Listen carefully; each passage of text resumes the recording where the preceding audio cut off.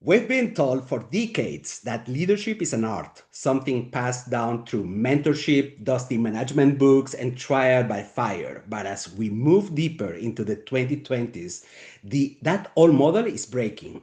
The data tells a sobering story. According to recent global workforce studies, nearly 75% of employees say their immediate manager is the most stressful part of the job. So it's not work, it's the people. Meanwhile, middle managers, the supposed engine of corporate culture, are reporting record levels of burnout, with over 40% feeling disconnected from their own teams. We are more connected via Slack on Zoom than ever before, yet we have never felt more isolated.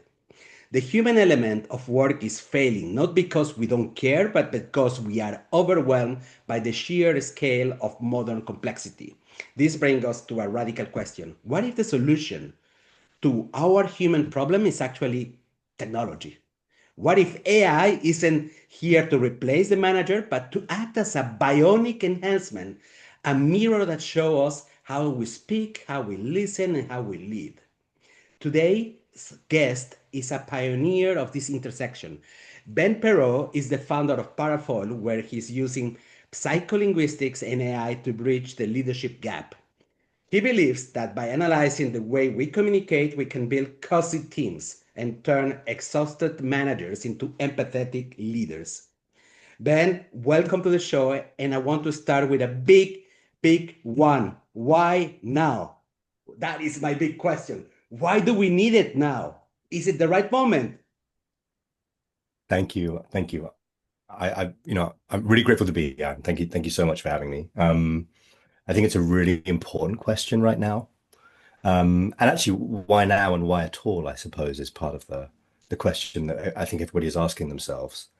Um, you know, early early in the evolution of most things, there's a point at which things are just kind of done in a primitive way. When flight was created, it would have just been a rudder and a couple of pedals, and that would have been the way that most pilots flew the plane.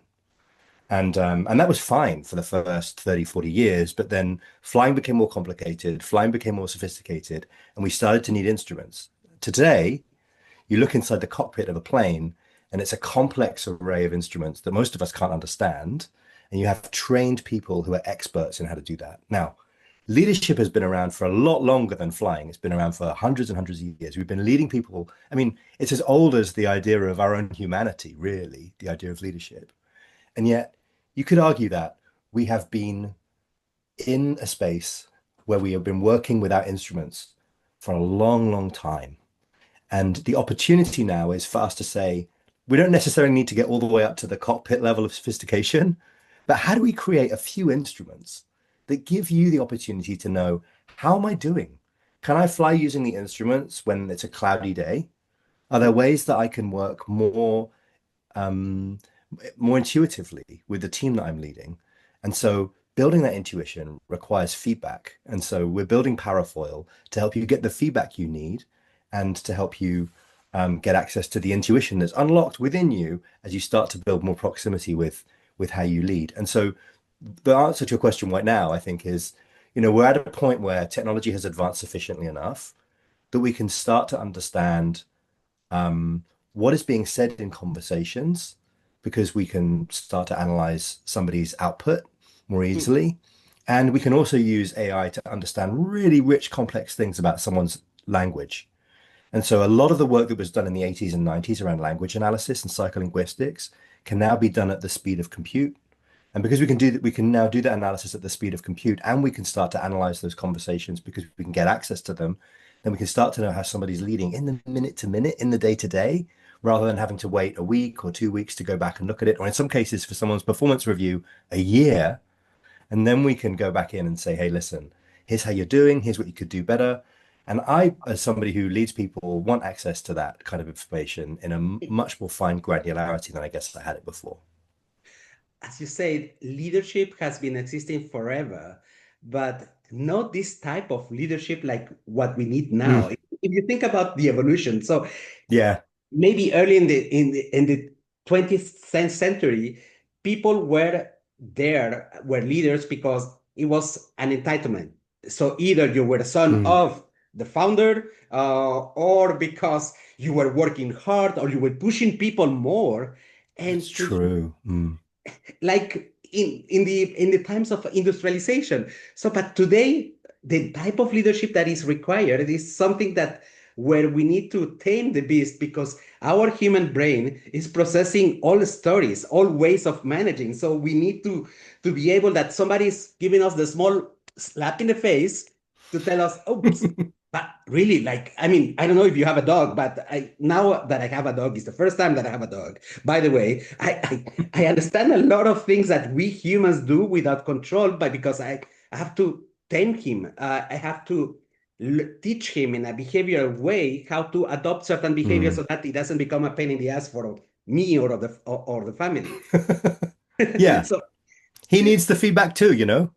exactly, exactly. Yeah. Uh, Now, one of the critical points is that our brain has been built with a lot of repetition of all behaviors. So my brain has been mapped by whatever I have learned from my parents, from my old Mm. bosses, to direct people to tell them do this in that way.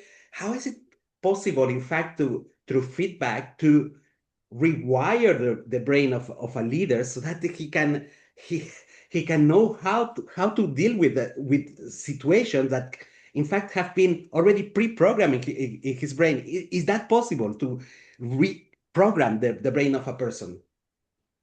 Of course. I mean, look, behavior change Hmm? is entirely possible if the will is there to be able to invoke it. And, most organizations have an organizational culture, a way that they operate, the way that the organization en masse behaves. And then individual leaders operate within that culture, sometimes in concert with it, sometimes not so in concert with it, sometimes more in concert with their own individual authenticity. And those are things that leaders are constantly doing subconsciously in concert with the organizational culture or as an individual. And so, as a leader individually, you're commonly performing tasks that are in one of those two modalities, and more modalities, honestly, but in one of those two modalities, and your behavior shows up for your team in how you lead. But sometimes you recognize that actually if you were able to switch modalities more often, you'd be able to be more effective in your role.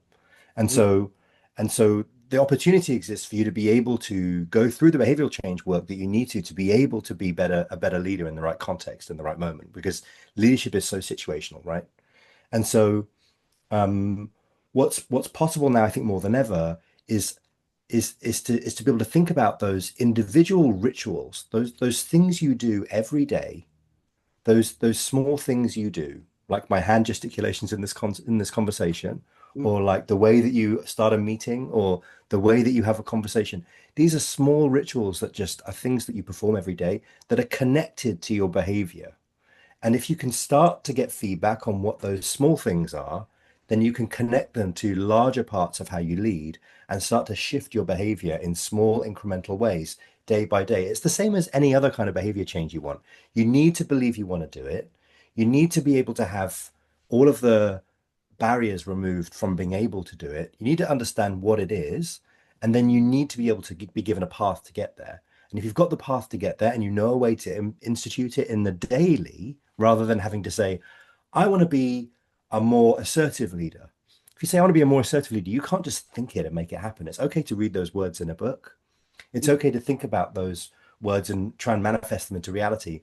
But unless you practice the idea of assertiveness in the small conversations you're having day by day, then it will never be true. And so that's, I think, what is different now about the possibility of how we change how we lead. We can get the feedback in the moment rather than having to wait and sort of say long time cycles. Hmm. There is two elements that are quite striking for me. So the one of the element of habit for formation, that in the same way that all our beliefs and behaviors have been formed because it has been repeated in our brain 10 million times by our parents. Mm. You are a man, you should be an engineer. You are a woman, you should be, I Right. don't know, whatever, Yeah. nurse. So All that. Yeah. Yeah. or a teacher, by the way. So habit formation is a good element in order to create something like a reflex without thinking. So if I'm continuously reminded to do something, then it becomes like a neural pathway that becomes so natural for us to change behavior.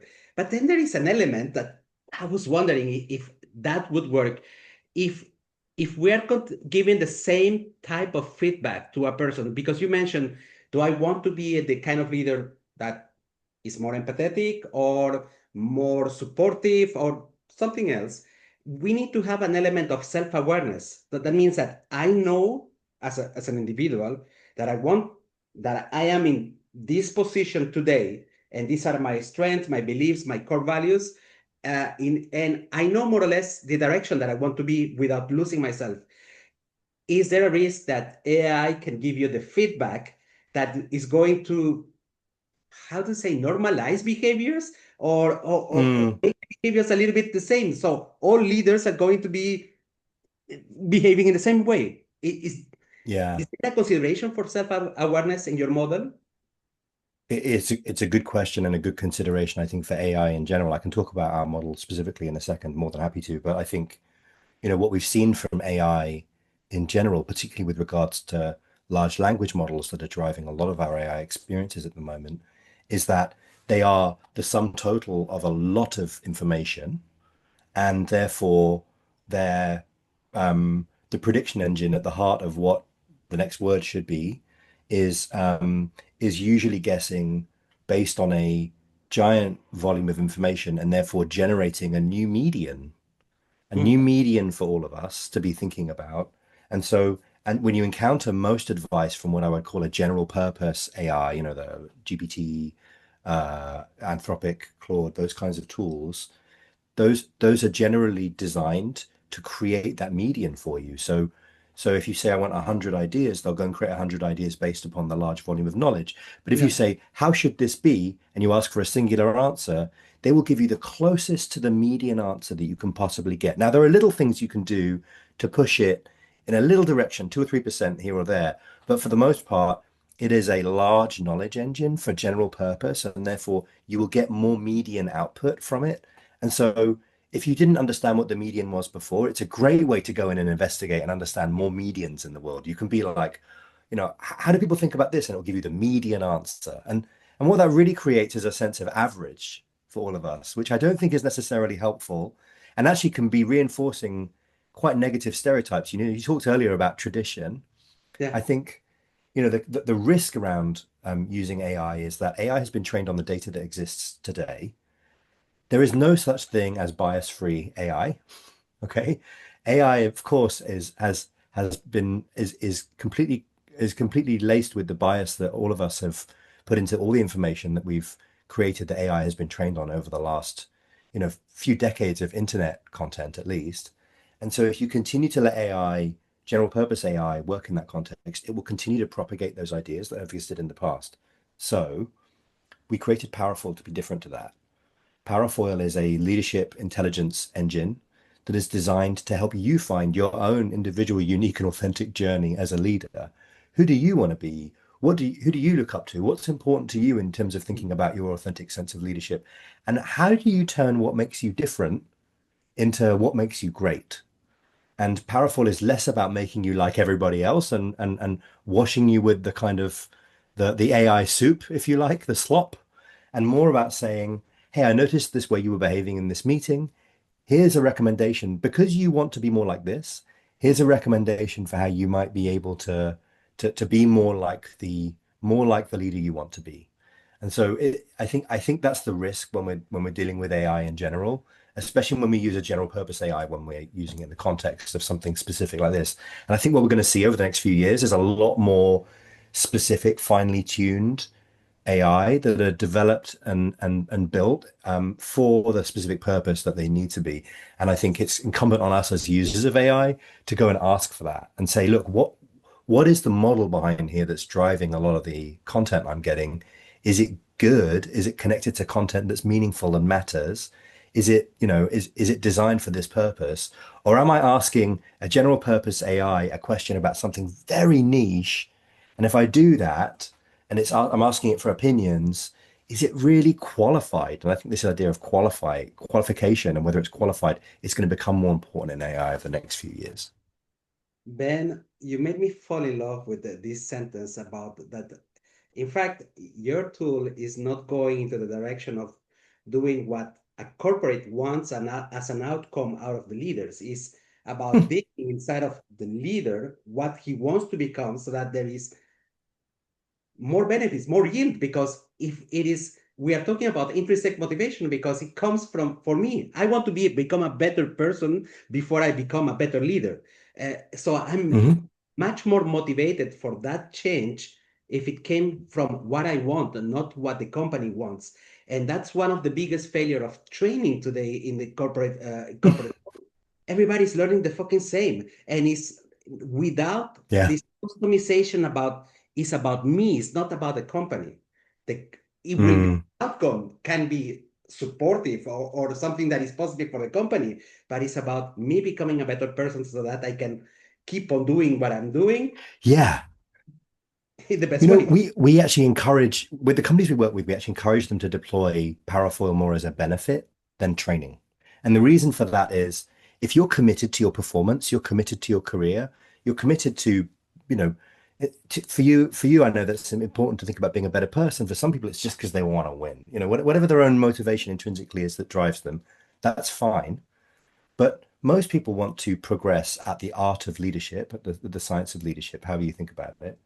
And so if companies offer Parafoil to individuals, I've always, as a leader, always felt like if you're somebody who wants to lead at this company, that's great. If you're somebody who wants to lead at another company, I will help you go and find your next job. Because it's a journey that's bigger than necessarily the company you're at right now. And if you can help people go and become alumni and go and work at another company because that's what they want to go and do, then ultimately you end up with a relationship that will drive benefits for you for life because that person is likely to have some kind of benefit for you. And they might end up hiring you in the future. And Mm. so good leaders recognize that the journey of being a leader and having someone report to you is also recognizing that that journey doesn't start and stop with just the place that you're working. And so I think, to your point, if you're really thinking about how to grow leadership in an organization, you have to speak to the intrinsic motivators. You have to say to someone, you want to be good, not just this is how you should behave in this company. Because Yeah. of course you can do that stuff. Honestly, that can be a PDF. Mm. And then the rest of it is more about how do you become good at the work of leadership, which is a daily practice that not everybody is called to do, that people need to really embrace and engage with. And it's not the same as just managing tasks. If you think that managing tasks is leadership, then that's why the career glass ceiling ends for that person, right? So I think to your point, there is so much more than just this is the company training course, go and do it. There is I want you to be great, you want you to be great, and I'm going to invest in you for as long as you want to be here to be as great as you can be. And part of working here means you get access to this tool that's going to help you become your own version of great. And if that version of great doesn't fit what our version of great is, then go and work somewhere else. That's okay. That's true. That's true. Now, let's go into the big dreams. What is going to happen? So, 50 years from now, do you see a Wow. Yeah. world where the distinction between human intelligence and AI guidance has disappeared? And the real question behind is that a thought that excites you or worry you? Because AI is a great tool, but you mentioned biases. And I've been thinking about biases quite a lot, especially since Grok exists. I have been thinking about it Mm, quite a lot. What do mm. you think, Ben? Yeah, I mean, look, I'm not wonderful at predicting the future, especially not on a 50-year time horizon. But um, when I think about what the best outcome that's possible, at the moment we have a lot of new technology has arrived on our doorstep in the last 20 to 30 years, last 40 years. It's been crazy time in terms of the advent of new technology. A lot has happened. We've had everything from the personal computer arrive Mm, to AI. And the through line of that is we're all now individually getting access to more and more compute, calculation, reflection, augmentation. That's what's happening to all of us as individuals. And, if you think about the people who first had access to a desktop computer or a mainframe in the 70s, then all of a sudden, you fast forward to now where there's chips in my pocket that can perform complex math.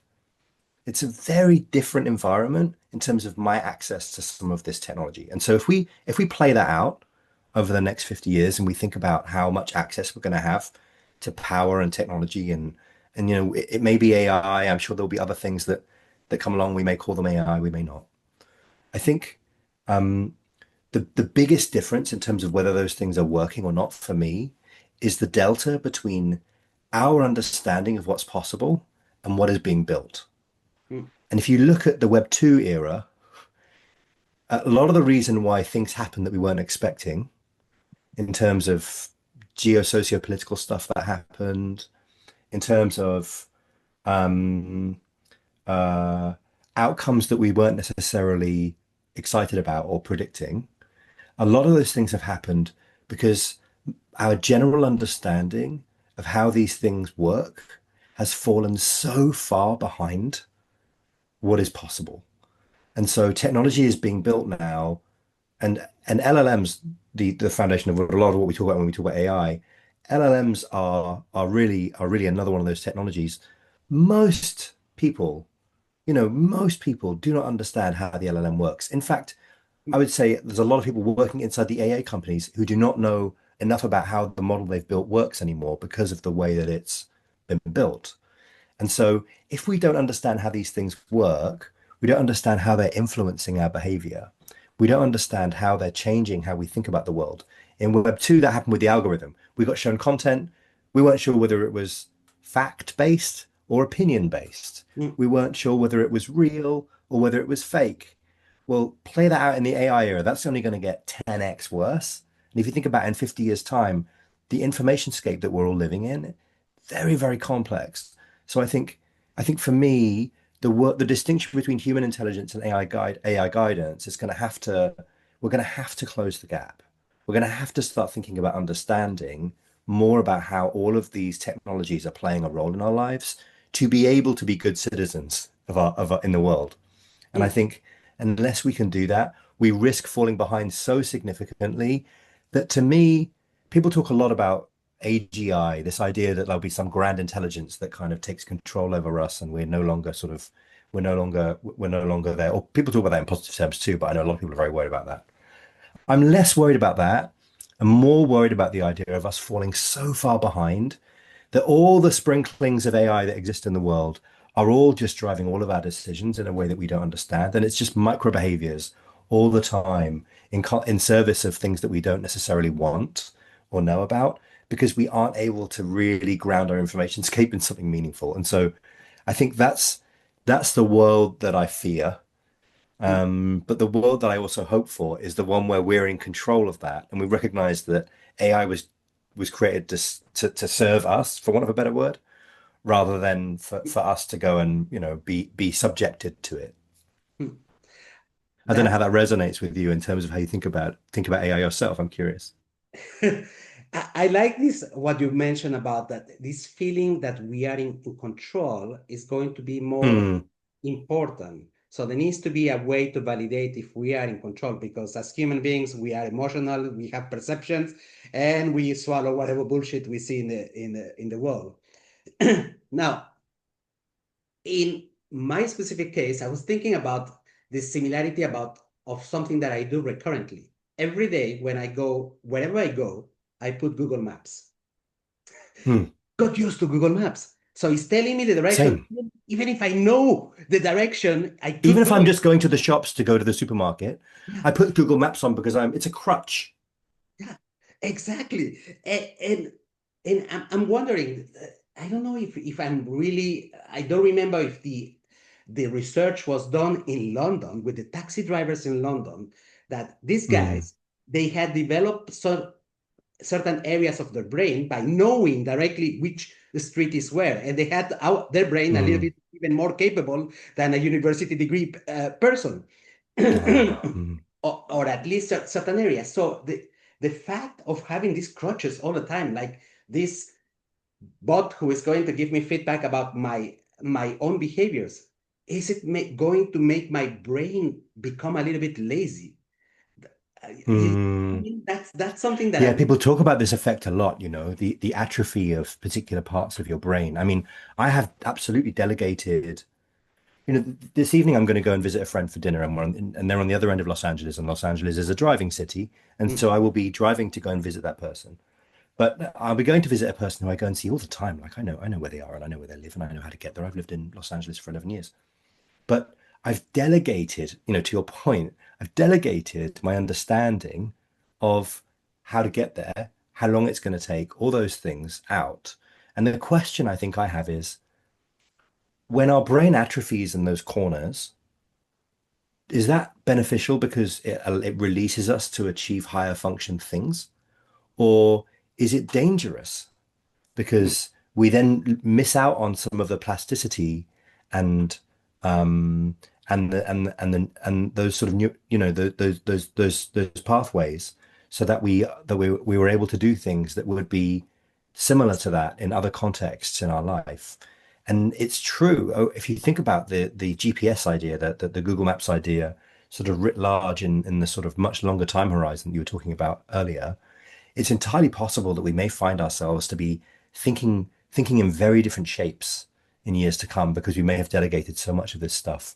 And so I think that's the other thing. You know, we have to take ownership of how we want to be thinking and the things we want to think about and the things that matter to us, and not delegate understanding to all of those things. You know, that was something that the famous designers Charles and Ray Eames said when they were making things. They said, "Never delegate understanding." And mm. it's true, you know, I believe you should never delegate understanding when you're making something.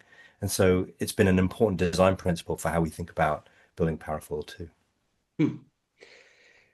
That's a very good philosophical question to have, but I guess that the answer is somehow in human beings being capable of making that choice. That am I going to use whatever capacity I have in my brain in better ways than before? Mm, And I think that, I mean, it's not AI to solve. Maybe AI can suggest to you, are you using now the time available because of me in a better way mm, in order mm. to become a better person? That's the real question that is on the human side to take care of that part. It Now, is on us to really think about that. yeah, exact.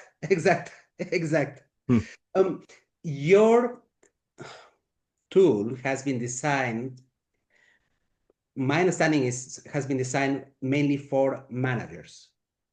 yes. Uh, Now, are we are we saying that managers are the ones shaping a culture in a company, and Mm, this suite, this big guy with big cigars, are they don't have any influence in the culture? mm, Is it a strategic positioning because they can change the world, and these guys up there maybe they are too old to make it? mm. Why? So is there a big influencer part in the middle management of a company compared to the Mm. C-suite? Yeah, you know, prior to founding Parafoil, I worked for a leadership and strategy firm that was started by early Apple people. So 80s Apple employees who then went and founded this firm. And I was lucky enough to work in the C-suite with Fortune 50 leaders from lots of big North American companies. And I got to learn a lot about what great leadership looks like in the context of those companies.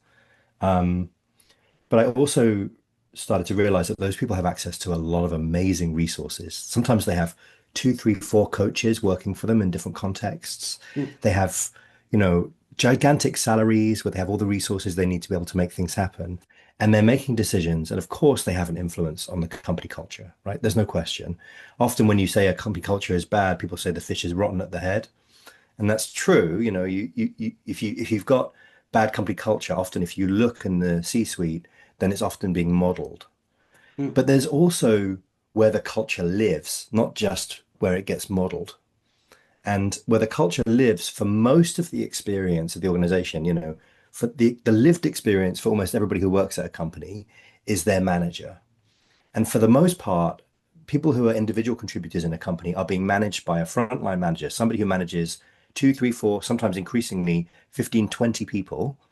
And they manage a select bunch of people, and these frontline managers have the entire set of expectations for the entire company bearing down on them. And it's only getting worse.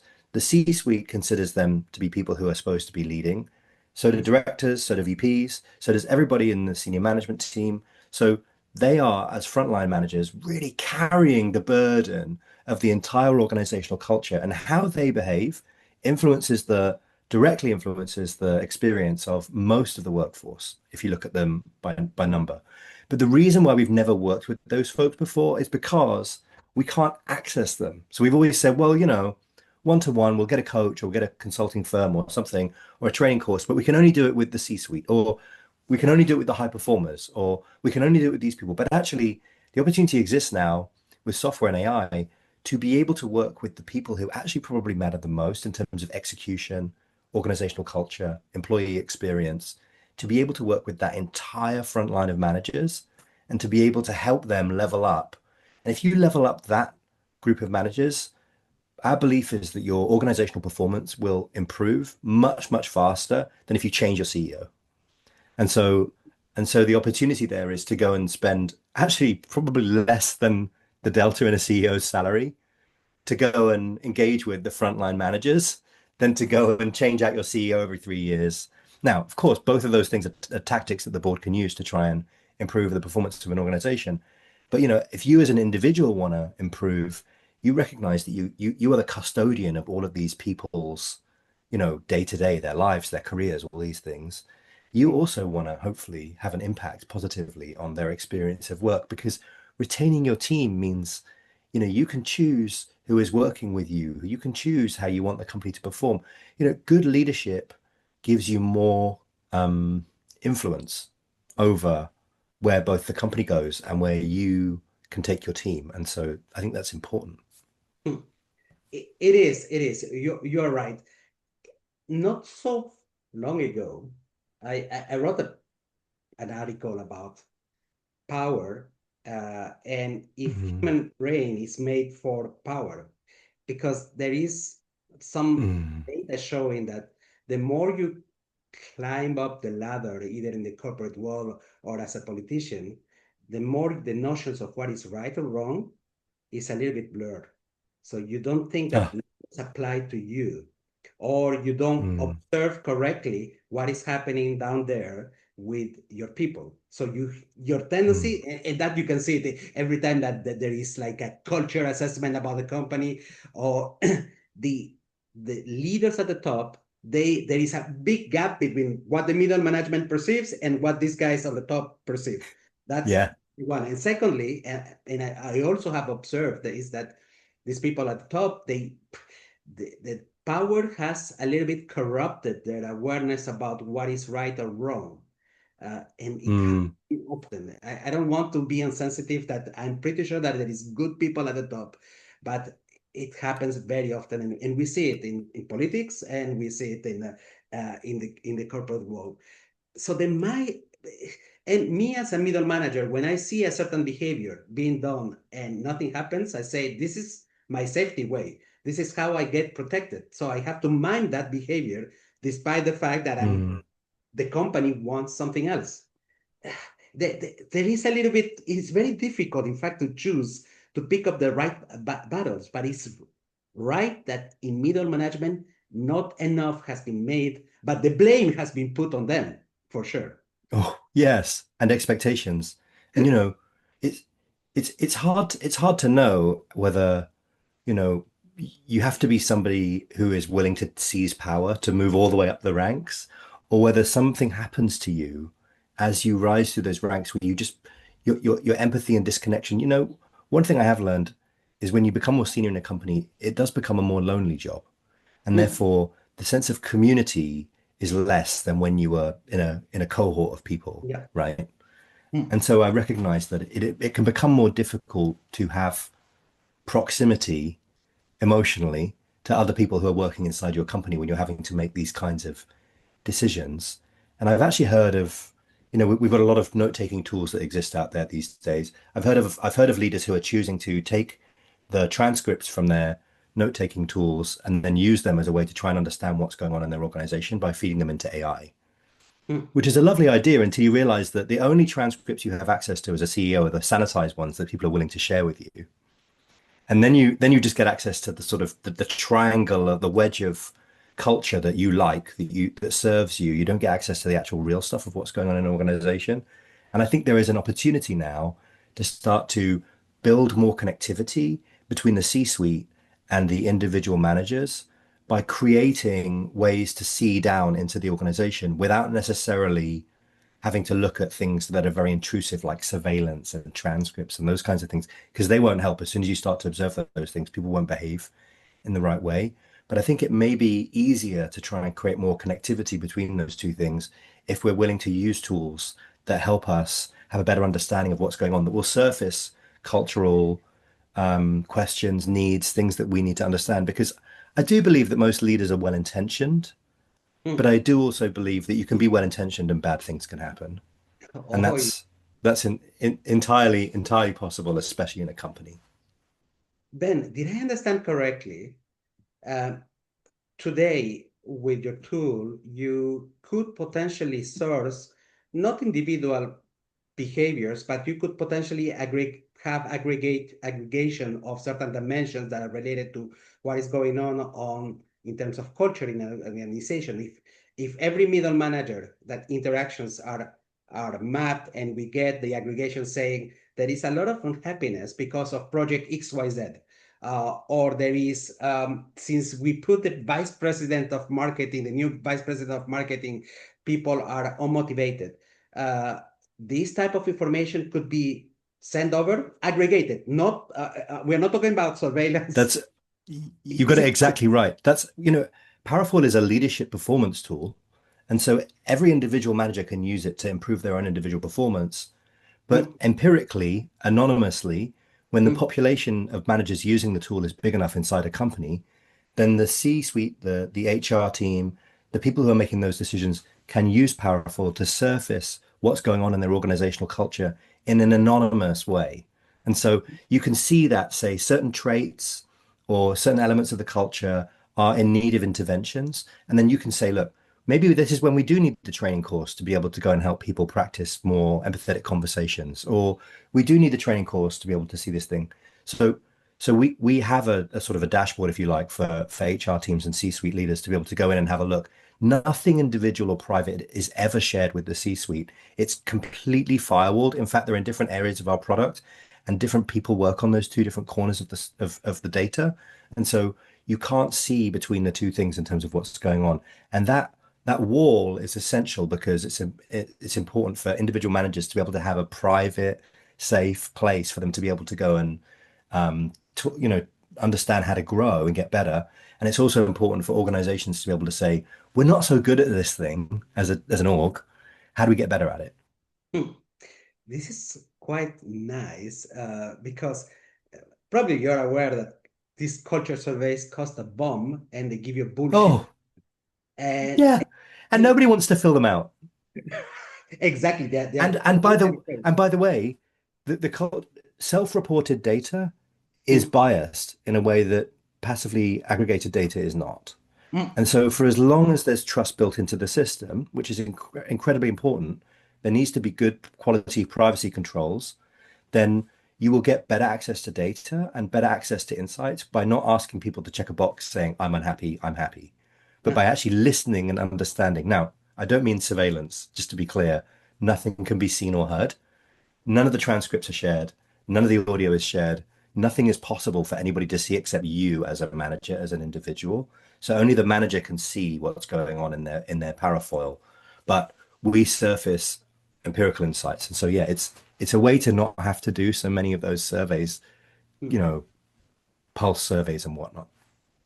And what is wonderful is that in a full sentence, there is context. So that means that it's not about I'm unhappy, dot. No, I'm unhappy because this happened. And this is a conversation that can be assessed. And there could be like 3 or 4 parameters that can be assessed in one short sentence. And that is wonderful. Mm-hmm. Wealth to the feedback of what is going on in my organization. And another thing is having trends. That means that I don't Mm. care only about the situation right now. I want to know as a CEO if what I'm doing in the next 3 months is going to have an impact. So if Yeah. this dimension was shitty now, is it going to be shitty in 3 months? Did I pay Ben Yeah. Perreau for his tool and I didn't change anything with my leaders? That's That's wonderful, right. right? That's right. Yeah, you need to be able to, what's the old Peter Drucker sentence? That which measured gets managed. Mm. So if you measure the right stuff, then you have an opportunity to be able to intervene and make a change. That is quite powerful, and I think that's a wonderful case for AI. Finally, to have real-time data of what is going on in the human side of people. It's not about sales this time. It's about the engine that moves these sales, this return on investment that we have in each company. Yeah. How do we generate a more how do we create a better engine for our company? And how do we as individuals create a better engine for my own leadership? Those are things that are now possible that weren't before. Hmm. Ben, so if people wants to know a little bit more about what you're building, about how they can use it in their companies, if Parafoil is something for them, how can they reach you out to ask you questions and to know more about this? Thank you. Yeah. You know, you can obviously visit parafoil.co, parafoil.co. But you can also email the entire organization if you want to, and one of us will reply to you.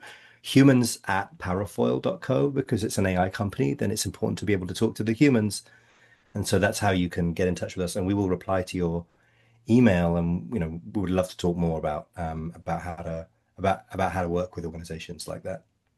This is great. Ben, it has been a wonderful conversation that sometimes it has gone into the philosophical direction because I wanted to understand beyond just the use of a feedback tool, that if these tools can help me as an individual become better. And I think that the fact that you Mm. have mentioned certain parts of the construction of Parafoil in between being integrated with what a person wants to be, that is something that is quite reassuring. There is the part, of course, about the possibility to understand better the culture that is going on into the company, to have trends and see the impact of any investments that we do in order to change this culture, if it is worthwhile or not. And the fact that it's tapping into the natural drug of people. So, which is how do I become better? This intrinsic motivation that is going to make us become the person that we want to be in the future. That's I find it quite interesting and well designed for me, Ben. Thank you very much. Thank you, Owen, for the opportunity to spend time with you. I really appreciate the conversation. It was so interesting to me too. Thank you. And by the way, I'm going to put all of the links that Ben has mentioned just below this episode. Thank you.